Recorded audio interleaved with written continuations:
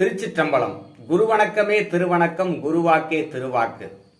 நாம் தொடர்ந்து சிந்திக்கின்ற வகையில் இன்று நாம் முருகபெருமானின் 1000 நாமங்களுள் ஒன்றான ஓம் பயகராய நமக, ஓம் பயகராய நமக என்று இந்த நாமத்தை இன்று சிந்திக்க இருக்கின்றோம்.